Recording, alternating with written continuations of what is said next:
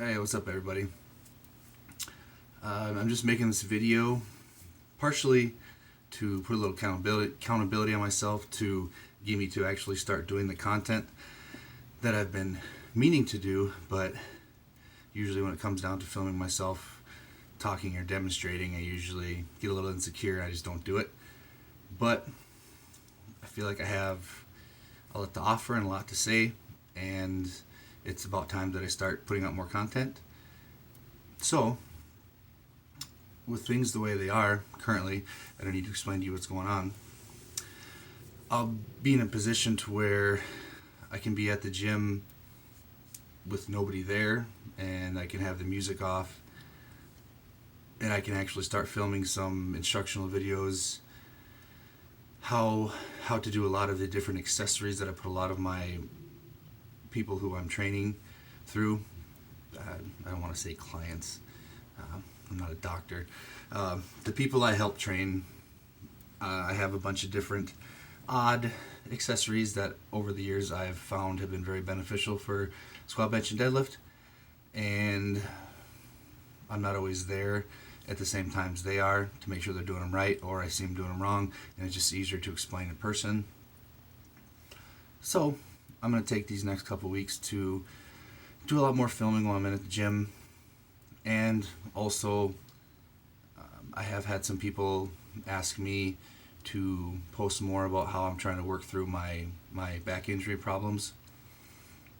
You know, anything short of getting an MRI or actually going to the doctor. As far as we can tell, my problem is in one of my discs, L4, L5. The word bulging has been thrown out there. That's about all we know, really. Since December, I've heard it about 4 times. I don't necessarily think that I was pushing it too fast or too hard, or maybe just the things that I was doing have a lot more impact on the body than I was aware. The injury initially happened in December. It was the second week of training going into the WPO. That's when I initially hurt my back. I was doing single leg deadlifts with a bar. I did not feel anything till the next day, and for the next 2 days I could barely get out of bed without assistance.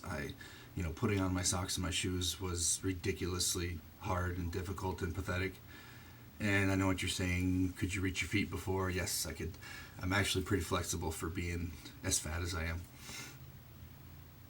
And then when things started to kind of get better, I was in a car accident in late January. The accident wasn't my fault, but it actually re-aggravated the injury.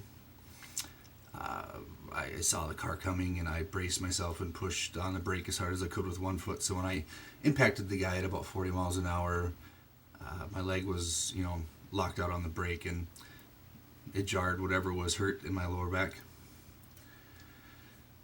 Let that heal for some time, and we're about 4 weeks out from the WPO. I was doing Circumax, and everything felt fine, but I think I unracked the bar a little forward, like my feet were behind the bar, so my weight was out on my toes. I think I unracked the bar a little bit, just a hair too much like that.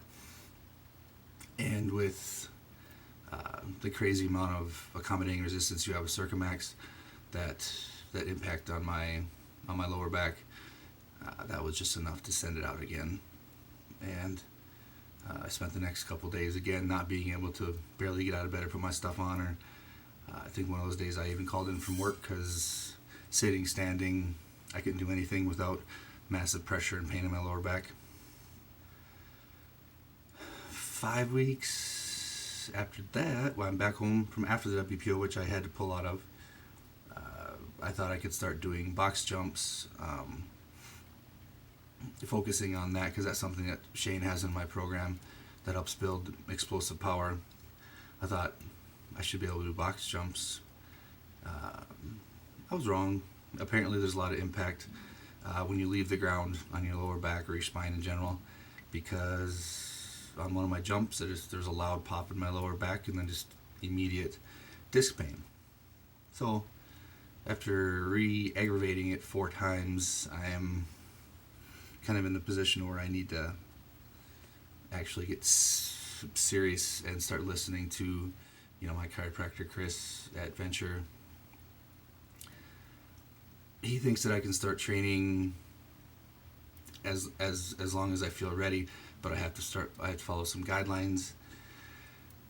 So, long story short, I've had some people ask me to document my training and my recovery getting back from that, so I think I'm going to start doing some more content on that as well.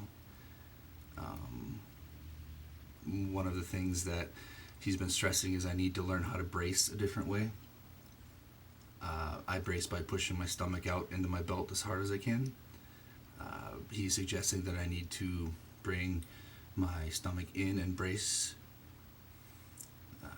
It's just one of those things where you could make a change and it would completely change everything for the good, or you could make a change when you didn't need to and you just lose another 6 months.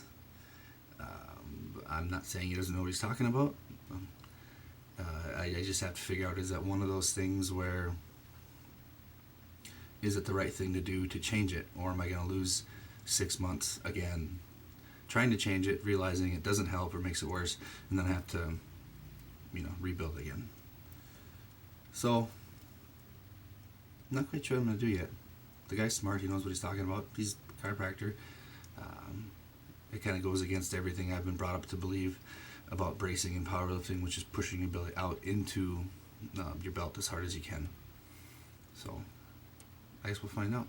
So if there are any questions or accessories, lifts, deadlift technique, anything anybody would actually like to maybe see me do some content on, shoot me a DM. And I'm not saying I will make a video or content about it just because you asked for it, but I will absolutely answer you. So if you message me, I'm not going to ignore you. With me, it's just a matter of what I feel about what I want to tape that specific day, and usually it takes a lot just to get me to do that. So, but I have the opportunity now where I'll have a gym to where the music can be off, so I can actually set up my camera and actually go through how to do accessories, how to do some deadlift techniques, squat techniques, stuff like that. So yeah, just let me know if there's anything you want to see, and hopefully in these next couple weeks here I'll start getting this problem taken care of and start chasing a pretty big goal I have for 2020. 2019 was pretty awesome. I ended up the second highest total in the world in multiply gear, only to Dave Hoff, but that's a 300 pound jump from where I was. So yeah, big goals in 2020. I got to start doing the little shit right now so the big shit can happen later in the year. Thank you.